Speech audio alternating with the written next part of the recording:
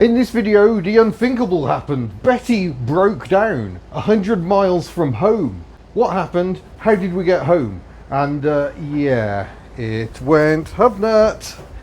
Very hubnut. Poor Betty. So the story begins last night. We're driving along the M4. The weather is stormy and rainy and horrible.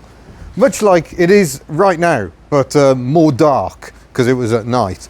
And we were driving along, and I know the aircon pump is noisy, but it was so stormy, the car was steaming up so much, I had to run the aircon.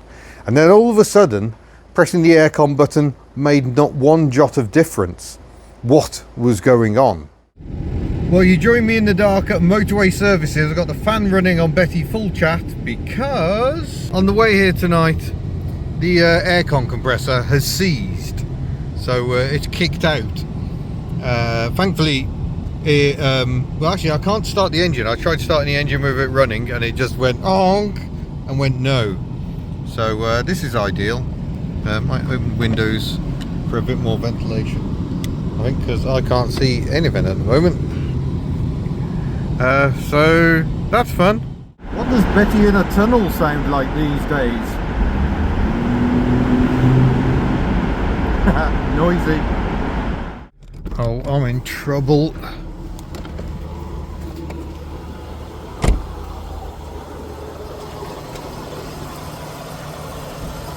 We're still about 100 miles from home. Something is very very bad in there. Just what you want on a night where it's absolutely peeing it down.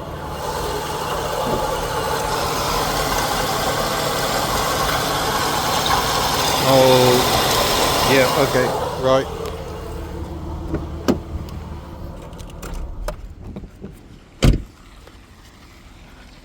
So the belt, the pulley is seized solid on the aircon pump, and the belt's just running round on it. Oh, knackers. So here we are. Very strange sensation. We are broken down in Betty. We're at Cardiff Gate Services, near Cardiff, funnily enough. So we're still about 100 miles from home. There's someone coming out to see if they can. That's not my recovery truck. That's someone else. But there is someone coming out to have a look and see if we can just free it off enough to get on our way. That would be the dream. And then I've just got to be very careful not to press the aircon button. Which I think maybe I'd done. I don't know. The aircon was trying to run when we came in here. That was the problem. And now she's all locked up. So we'll see what he can do. It's Lane's Recovery are coming out. Chap I was speaking to on the phone, very helpful, very pleasant. And also a hub nutter. It was just like, I recognise that car. So yeah, brilliant. We'll see if they can get us on the way. If not, it's recovery back to the unit. So fingers crossed we can get underway, because that will take several hours less, I think. But their original ETA was about 20 to 10. I've forgotten what the time is at the moment, but I think it's about 20 to 9. So they were reckoning that we're going to be here within an hour. So let's see how we go. Right then, reasons to be grateful. One, I managed to drop Mini Hubnut off. He's now with his dad. They're back in the Subaru Forester, making their way to Kent. That's good. Betty broke down on the way home. In fact, actually what happened is I tried starting her at the services where we'd met, and there was a honking great noise and much unhappiness. The engine would not start. That's how badly seized the aircon pulley is. But I realised it's like, oh, the aircon is set on. So I turned the aircon off, then started the engine. It actually started fine, ran fine. We've come down the motorway from those services. I got as far as Cardiff. I was going to stop at Cardiff for food anyway. But as we came in, she shut off completely. And actually, lanes are here. The van is just arriving next to me. So I better go and talk to them and find out what's what. But it's organised through Gem Motoring Assist, and more on that later. So I'm just quickly getting, we're just running it to see what it's doing. That is the noise. Not good. Right, so we've soaked it with fluid. Oh, there we go. Yeah. Would you risk it for 100 miles? I think I'm going to risk it. So £5.50 this cost. Would I recommend doing this? Absolutely not. But oh, that's all going all over my belt. We'll just get as much of that in there as we can. On the front there as well, that's where the clutch is. Everywhere we can, just get a bit of lubrication in there and hope for the best.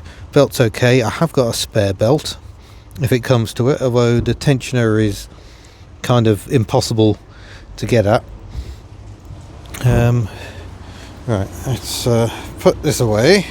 Other lubricants are available and are generally superior, but this is what they got. £5.50. I'm going WD-40. Right, so we're giving it a good old soak. What's the noise situation?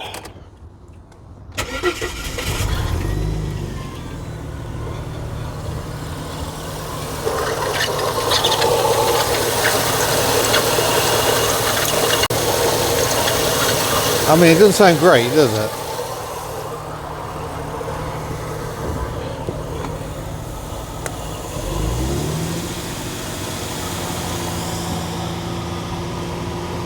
So that's about cruising revs.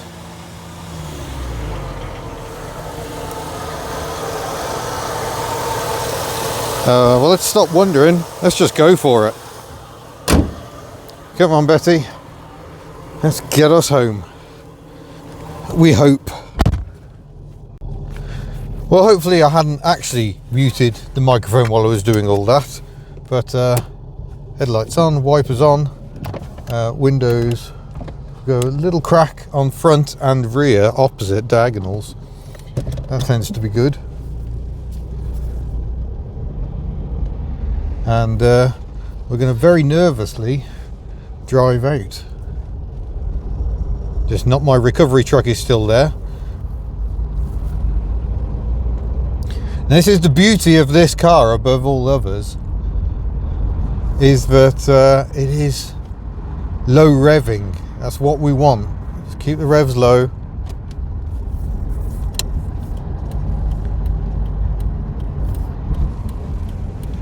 And yeah, here we go. Where are we? We are 98 miles from home.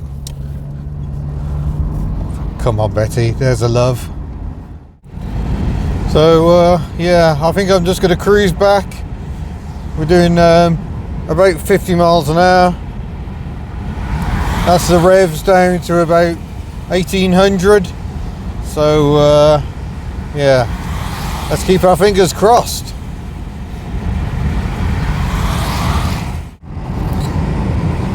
Oh, are we going to get lucky? They're still setting cones out.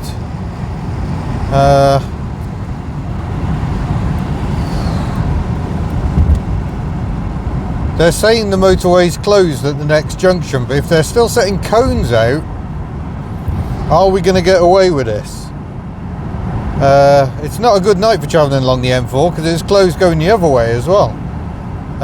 For bridge building near Bristol. But yeah, we've covered just over 20 miles since leaving the services. All good. I didn't put the stereo on.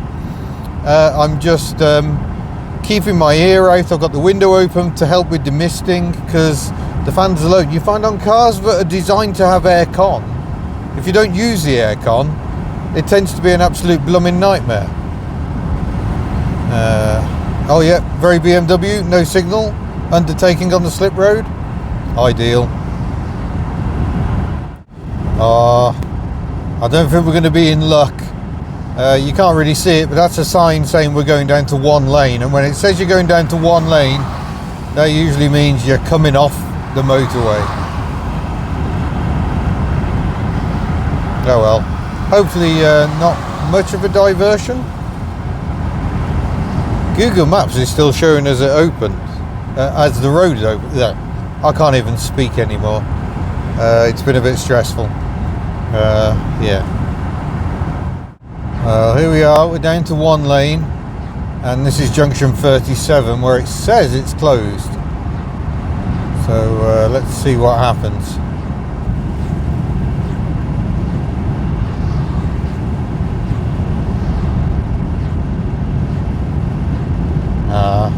M4 closed, follow alternative route.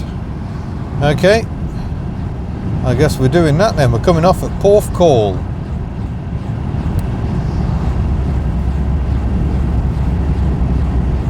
Now the last time I slowed down from motorway speeds, the engine seized, or rather the aircon compressor seized. So let's hope that doesn't happen this time. So we're going to go right down here.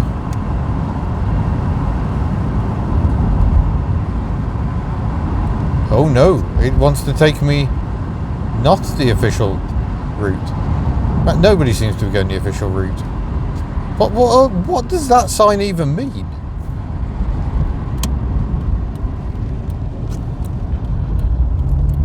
Still rolling. Oh, it somehow meant the diversion was to the right. That's possibly the worst sign I've ever seen. So here's where we can't go back onto the motorway.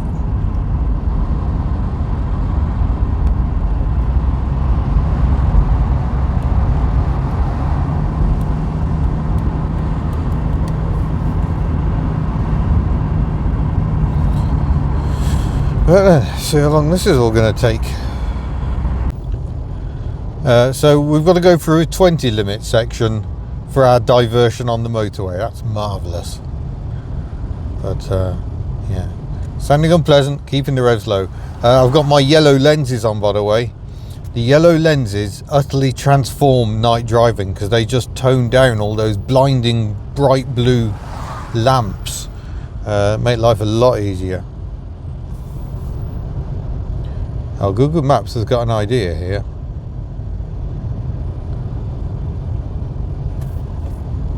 Let's go for the Google Maps alternative, shall we? Things that way seems to be horrendous.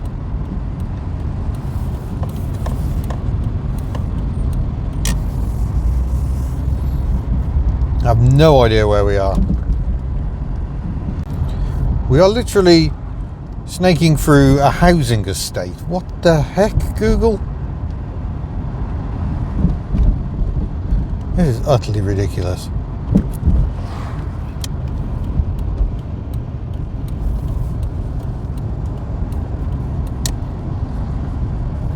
And we're driving through Pyle.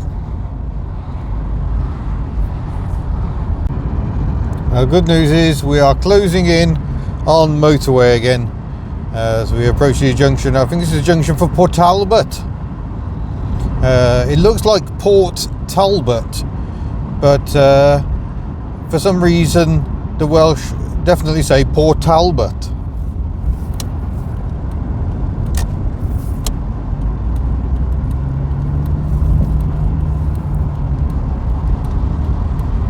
Round the roundabout we go.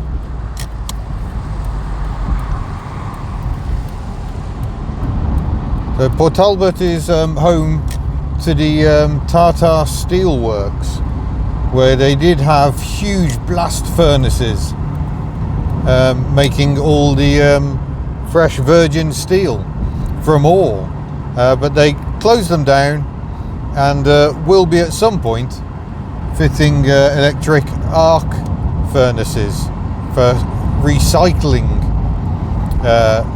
steel, but they've laid off thousands of employees, so it's all a bit sad really. But you should go to Port Talbot. Actually, it's not a bad little seaside town, and there's a very good burger place we have frequented in the past.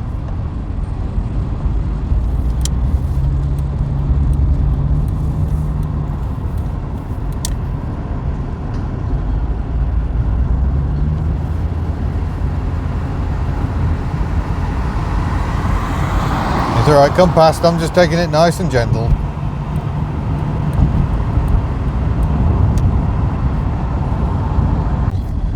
By the way, sorry, I'm still sat in the dark.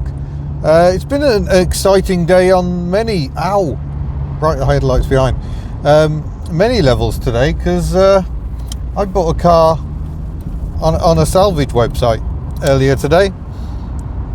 So we've had that, and my first breakdown in Betty. So it's been interesting, folks, been interesting. I guess we're having a bit of a break from the road tests, of which there have been many lately, but we are back on the M4, on the slip road now, just about to rejoin the main carriageway, and we can push on to home.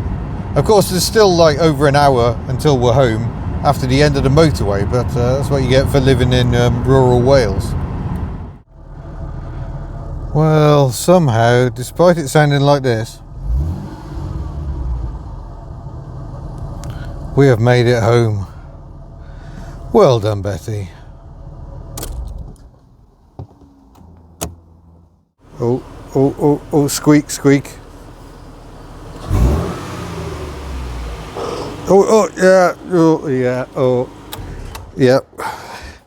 Yeah. Somehow she's made it back, and I'm not entirely sure how, but she has.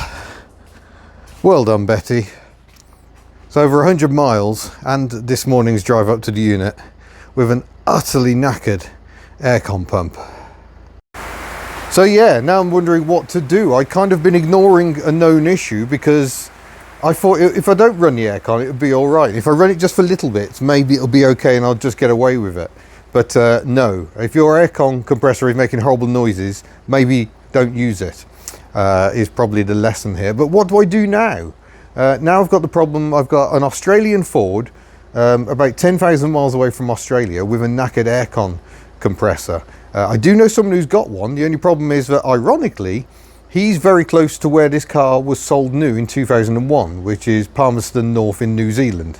He's back at the end of the year. So maybe my hand is being forced, and I'm being forced to take Betty off the road for the winter. It kind of makes sense. She's quite vulnerable, I guess, to the Welsh climate. So maybe keeping her off the salty roads is actually doing her a favour. So I think that's what I'm going to do. Certainly, I can't drive her anymore. That is utterly knackered. She's done amazing to make it 100 miles back here to the unit. Yeah, I need to work out what I'm going to do. I could kind of do with another daily, really. I know I've got cars that work. We've got Little Panda, which is out here running because I've been reshuffling. The Berlingo's running, and I've been driving around in the Berlingo. I don't love driving around in the Berlingo though, but it's that rare time where Bella the Berlingo is bailing out Betty the Australian Ford. Usually it's the other way around, and that's the broken one. So I'm just feeling a little nervous. Maybe I need more purchases. Although I already have made a purchase of a car in a salvage auction that I've never seen, which has no MOT, did go in for one, had a dangerous fail, and is 200 miles away. So that adventure is coming in a future video. But for the time being, I don't know what I'm doing with this one. And as you've seen, I've already put a video up about this one. So could we be about to see the end of 2 channel icons? I genuinely don't know. So we'll just see what happens. But you know, there's a very special connection with this car because I've driven it around most of New Zealand. There is no other car in the world I've done that in, and done over 50,000 kilometers in the UK in it as well. Got it stuck on beaches on both sides of the world because I'm an idiot. So I don't know what to do. But yeah, don't forget, merch store. If you want to buy some lovely merchandise, I may tweak these. That logo is a bit oversized. And we shall see you in a future video. Farewell. Time for a rest, Betty dear.